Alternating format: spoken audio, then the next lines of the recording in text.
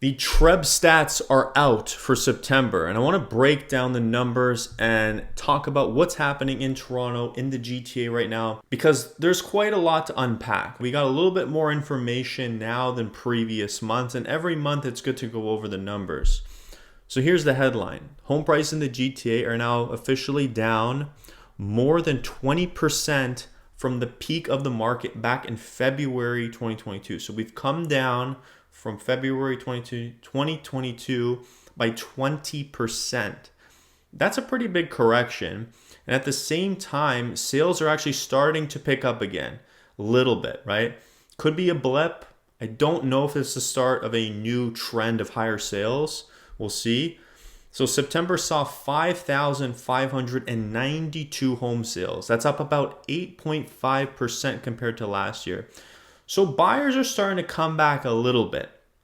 A big reason for this is affordability. Prices are actually lower than they were, and interest rates have started to ease a little bit after the Bank of Canada just cut by 25 basis points in September, bringing the policy rate down to 2.5%. Now, the average home price across all property types in the GTA was over 1.059 million in September. That's down almost 5% compared to last year, and it's the 8th straight month of year-over-year declines. Now, on the listing side, new listings were up about 4% compared to last September, coming in at just over 19,000 listings, guys. 19,000 homes. But here's the big distinction, and something that I've been seeing for the entire year. You can go back to, January if I was making videos. The active listings continue to stack up. That's the total amount of inventory on the market. We're almost 29,400 active listings, okay? Which is 20% higher than last year, and actually the highest September inventory we've seen since 1996, okay? The 90 correction that lasted so long. We're now seeing inventory levels comparable to the 90s, and specifically 1996. So this is very much still a buyer's market. Even though we're seeing sales tick up a bit, we are still so far deep into a buyer's market, where buyers have so much choice, so much bargaining power. They can go out there, scoop up whatever they want, ask for multiple conditions, even conditions of the sale of their home. So if you look in on different property types, the story does shift a little bit more. Detached homes in Toronto fell 0.8% year over year in September. That's after dropping a huge 10% in August. Semi-detached homes were down 9%. Townhomes down 5%, and condos down 4%. In the 905, which is outside the 416, the downtown area, detached homes were down 7%, semi 6%, condo and townhomes around 5%.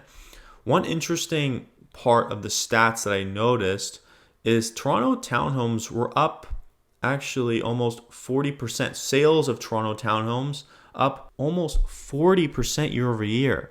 That's a smaller segment of the market, so percentages changes can look bigger. But it's also kind of telling that townhomes and semis are often, they're a lot more desirable for people, especially in Toronto, because I think it's because they're not condos and people want a bigger living space in Toronto that's not a condo. So the first thing naturally is a townhome, which makes a lot of sense. Now, Jason Mercer from the Toronto Regional Real Estate Board said this: sales are rising, but we're not back to where we were month over month. Sales rose while still new listings dipped slightly, which could mean the market is tightening a little bit, but it's still too early to call a reversal. October numbers will be important. And here's my little take of this. So yes, prices are down, and yes, buyers have more choice than they've had in decades, literally decades. At the same time, we're starting to see a little bit of momentum returning, right? Now, I don't think this is momentum shift in the other direction, but what's good is if sales are increasing, that just means that people are interested. They're putting in their bids. They're actually buying properties, right? A lot of people say, oh, sales numbers don't matter because that's all what realtors look at. But sales numbers do matter, because if sales tick up, that genuinely means that people are stepping up and putting in offers, and they're actually bidding on properties, and deals going through. They're going sold firm. So it is something to look at. Now, obviously, I do think the interest rate cuts have contributed to this, but also prices coming down has allowed people to start getting their bids in there and getting them done. And then I think also what people are seeing is they're seeing more cuts coming in the future. It's allowing them to see, okay, let's say I go variable, my mortgage will continue to drop. And let's say I can afford it now, it'll be a little bit cheaper with another few cuts. Now, what could happen next year is there's still a lot of uncertainty whether we get multiple cuts. Maybe the economy starts shifting so bad that we get bigger cuts. But at the same time, we could see inflation roar back up next year, and then interest rates maybe go back up. I'm not saying that'll happen, but we have to think about all the possible scenarios and keep an open mind. Again, I think we have so much supply on the market, which will probably continue to push prices down. And I think if prices keep getting pushed down, we're going to see sales numbers start to continue to tick up.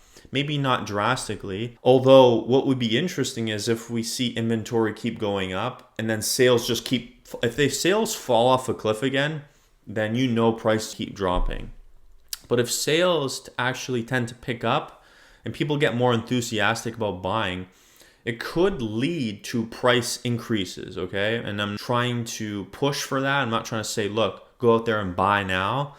But it's a possibility that could happen. We have to keep that in mind.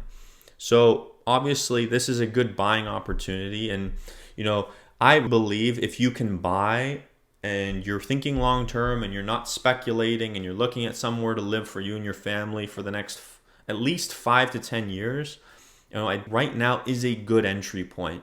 But of course, you have to keep in mind prices could continue going down from here. So if you're comfortable with that, and again, you should be comfortable with that if you're not speculating, and you shouldn't need to know the value of your home every day, every week. Okay, it's not healthy for you. It's more of an illiquid asset. You can't tap a button on your phone and sell your house. That's not how this works. So realistically, your home, you should know genuinely what it is. But if you're looking at it every minute of the day and thinking about what it'll be, it'll kind of drive you nuts. So just a bit of a tip from me. Now, do I think prices are going to go up from here?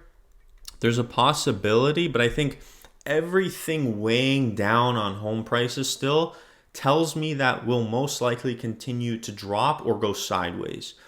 Even if sales numbers tick up a bit, there's still these huge dynamics at play with construction, numbers so terrible, unemployment continuing to rise. So all these factors tell me that we still have a rough road definitely into next year. And next year is a wild card for me. I can't even wrap my head around it. I'm struggling to make sense of 2026. So I think it'll be an interesting year. So let me know what you guys think of the September stats from Treb. Take care.